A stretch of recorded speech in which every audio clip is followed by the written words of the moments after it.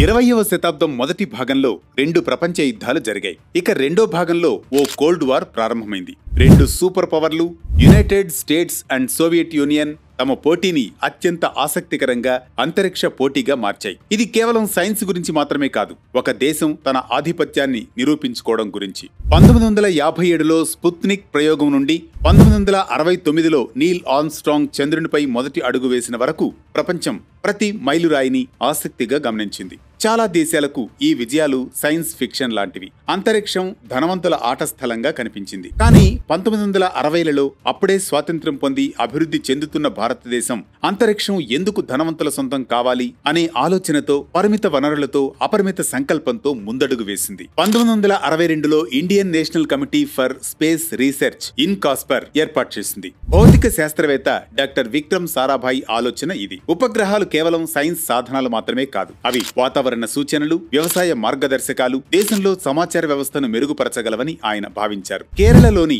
దుంబాలో ఓ ప్రయోగశాలను ఏర్పాటు చేశారు. ఎందుకంటే భూ అయస్కాంత క్షేత్రాన్ని అధ్యయనం చేయడానికి ఈ స్థలం సరైనది. 1963 నవంబర్ 21న ఒక చిన్న అమెరికన్ రాకెట్ ను సైకిల్ పై ప్రయోగ స్థలానికి తీసుకెళ్లారు. ఆ రాకెట్ 208 కిలోమీటర్ల ఎత్తుకు ఒక ఫ్రెంచ్ పేలోడ్ ను తీసుకెళ్లింది. ఇది ఉపగ్రహం కాదు, భారతీయ నిర్మితం కూడా కాదు. కానీ భారతదేశం అంతరిక్ష ప్రయోగాలు చేయగలదని నిరూపించింది. ఆ మొదటి ప్రయోగం తర్వాత భారతదేశ ఆశయాలు వృద్ధి చెందాయి. స్వాతంత్ర దినోత్సవం సందర్భంగా 1969లో ఇన్కాస్పర్ ఇండియన్ స్పేస్ రీసెర్చ్ ఆర్గనైజేషన్ ఇస్రోగా రూపాంతరం చెందింది. 1975లో ఇస్రో తన మొదటి ఉపగ్రహం ఆర్యభట్టను నిర్మించి ప్రయోగించింది. ఇది సోవియట్ రాకెట్ ద్వారా ప్రయోగించబడినప్పటికీ ఆ ఉపగ్రహం పూర్తిగా ఇస్రో శాస్త్రవేత్తలు రూపొందించి ఇంజనీరింగ్ చేసి పరీక్షించారు. అంతరిక్ష సాంకేతికతలో ఇప్పుడే అడుగులు వేస్తున్న దేశానికి ఇది గర్వకారణమైన క్షణం. తర్వాతి సంవత్సరాల్లో విజయాలు, వైఫల్యాలు మిశ్రమంగా ఉన్నాయి. కానీ ప్రతి సమస్య ఒక పాఠంగా మారింది. 1980లలో సోవియట్ యూనియన్ భాగస్వామ్యంతో ఇస్రో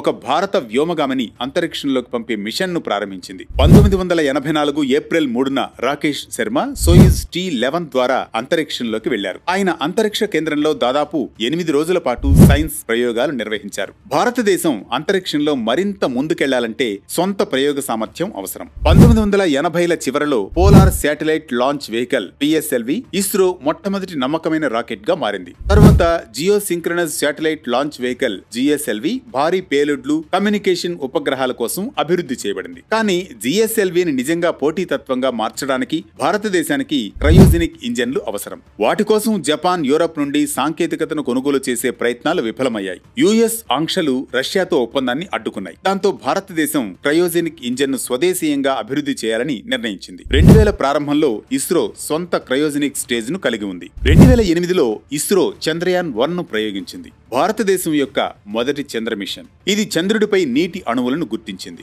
5 సంవత్సరాల తర్వాత భారతదేశం మార్స్ పై దృష్టి పెట్టింది. 2014 సెప్టెంబర్లో మార్స్ పైకి చేరిన మొదటి ఆసియా దేశంగా, మొదటి ప్రయత్నంలోనే దీనిని సాధించిన ప్రపంచంలోని మొదటి దేశంగా భారత్ నిలిచింది. 2019లో ఇస్రో చంద్రయాన్-2 ను ప్రయోగించింది. కానీ ల్యాండర్ ల్యాండింగ్ కు కొద్ది క్షణాల ముందు సంబంధం కోల్పోయింది. 2023 ఆగస్టులో చంద్రయాన్-3 ద్వారా చంద్రుని దక్షిణ ధ్రువంపై విజయవంతంగా ల్యాండ్ అయిన తొలి దేశంగా భారత్ నిలిచింది. కేవలం $70 మిలియన్ ఖర్చుతో భారతదేశం ఈ ఘనతను సాధించింది. 2025లో అంతరిక్షంలో అడుగుపెట్టిన రెండవ భారతీయుడిగా శుభాంశు శుక్లా నిలిచాడు. ప్రైవేట్ యాక్సియం స్పేస్ మిషన్ 4 ద్వారా అంతర్జాతీయ అంతరిక్ష కేంద్రానికి ప్రయాణించాడు. భారతదేశ అంతరిక్ష ఆర్థిక వ్యవస్థ ఇప్పుడు $8.4 బిలియన్ విలువైనది. ప్రపంచ మార్కెట్లో ఇది సుమారు 2%. 2033 నాటికి మార్కెట్లో ఈ పరిశ్రమను $44 బిలియన్ పెంచడం లక్ష్యం. 5 సంవత్సరాల క్రితం భారతదేశంలో 50 కంటే తక్కువ అంతరిక్ష స్టార్టప్లు ఉండేవి. ఇప్పుడు 200కు పైగా ఉన్నాయి. ఈ సంఖ్యలు అంతరిక్ష కేంద్రంలో భారత వృద్ధిని స్పష్టంగా తెలియజేస్తున్నాయి.